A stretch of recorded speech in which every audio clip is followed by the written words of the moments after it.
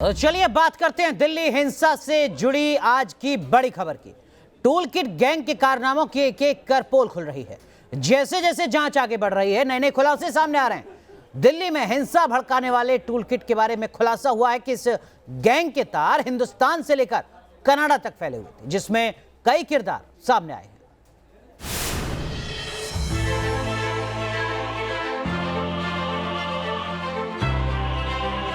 दिल्ली में 26 जनवरी की हिंसा वाली साजिश के टूल किट से अब नए नए राज सामने आ रहे हैं।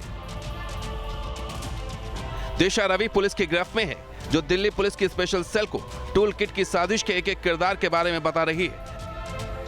जांच में सामने आया है कि दिशा ने 6 दिसंबर को एक व्हाट्सएप ग्रुप बनाया था। इस व्हाट्सएप ग्रुप का नाम इंटरनेशनल फार्मर स्ट्राइक रखा गया था। इस ग्रुप में करीब 10 सदस्य शामिल थे।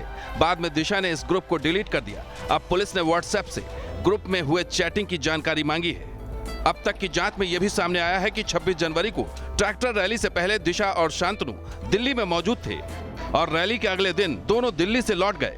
इस बीच जांच में यह भी सामने आया है कि टूल किट गैंग की मीटिंग जूम ऐप पर होती थी, लिहाजा अब दिल्ली पुलिस ने जूम मीटिंग में शामिल लोगों की जानकारी मांगी है। यह मीटिंग 11 और 22 जनवरी को हुई थी। इतना ही नहीं, किसान आंदोलन को बड़ा करने की आड़ में इसे भड़काने का भी प्लान हुआ था। जो टूल किट जो लीक हुआ था उसके बाद ही हमें पता चला और उसके इन्वेस्टिगेशन चल रहा है। केस दर्ज है और उस केस के अंतर्गत सारा इन्वेस्टिगेशन हो रहा है और जैसे ये टेक्निकल इन्वेस्टिगेशन के साथ साथ और भी लोगों से पूछताछ के बाद और धीरे धीरे चीजें बात और क्लियर होंगी।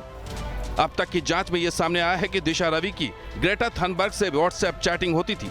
ग्रेटा की बातचीत से खुलासा हुआ है कि हिंसा के बाद बवाल बढ़ने से दिशा घबरा गई थी। इस बातचीत में ग्रेटा ने दिशा से कहा, बड़ा अच्छा होता अगर ये अभी तैयार होता, इसके चक्कर में मुझे कई धमकियां मिलती, इसने तो हंगामा खड़ा कर दिया। इस पर दिशा का जवाब था, अभी भेज रही हूं, क्या तुम टूल किट को बिल्कुल ट्वीट नहीं कर सकती हो? क्या अभी हम कुछ भी नहीं बोल सकते? मैं वकीलों से बात करती हूँ, आई एम सॉरी, इस पर हमारा नाम है और हम लोगों के खिलाफ यूएपीए के तहत कार्रवाई हो सकती है, क्या तुम ठीक हो? फिर ग्रेटा ने कहा, मुझे कुछ लिखना है। इस पर दिशा का जवाब था, क्या तुम मुझे 5 मिनट दे सकती हो? मैं वकीलों से बात कर रही हूँ। फिर ग्रेटा ने कहा, कई बार इस तरह की नफरत वाली आंधी आती है और ये वाकई जबरदस्त होती है। इस पर दिशा का जवाब था, पक्का, मुझे माफ करना, हम सब डर गए क्योंकि यहाँ हालात खराब होने लगे हैं, लेकिन हम ये सुनिश्चित करेंगे कि तुम पर आंच ना आए। हमें सभी सोशल मीडिया हैंडल को डीएक्टिवेट करना होगा। टूल किट गैंग में ग्रेटा, दिशा, शांतनु और निकिता के अलावा कुछ और नाम सामने आए हैं। टूल किट मामले में कनाडा की रहने वाली अनीता लाल भी सक्रिय थी, जो पोएटिक जस्टिस फाउंडेशन से जुड़ी थी। इतना ही नहीं, मलेशिया से ऑपरेट करने वाला पीटर फ्रेडरिक का नाम भी सामने आया है, जो भारत के खिलाफ ग्लोबल साजिश का आयोजक रहा है। पीटर फ्रेडरिक का लिंक आईएसआई से बताया जा रहा है, जिस पर 2005 से ही भारतीय सुरक्षा एजेंसियों की नजर है। टूल किट मामले का खुलासा होने के बाद 3 फरवरी को दिशा रवि ने ग्रेटा थनबर्ग से बातचीत में कहा कि उसके ऊपर यूएपीए के तहत कार्रवाई हो सकती है। मतलब साफ है कि वो घबराई हुई थी और उसको पता था कि वो देश विरोधी गतिविधियों में शामिल है। अब इस पूरे मामले में आईएसआई कनेक्शन सामने आने के बाद फंडिंग की जांच भी एजेंसीज कर रही हैं। वीडियो जर्नलिस्ट जगदीश के साथ रुमान उल्लाह खान, न्यूज़ नेशन, दिल्ली।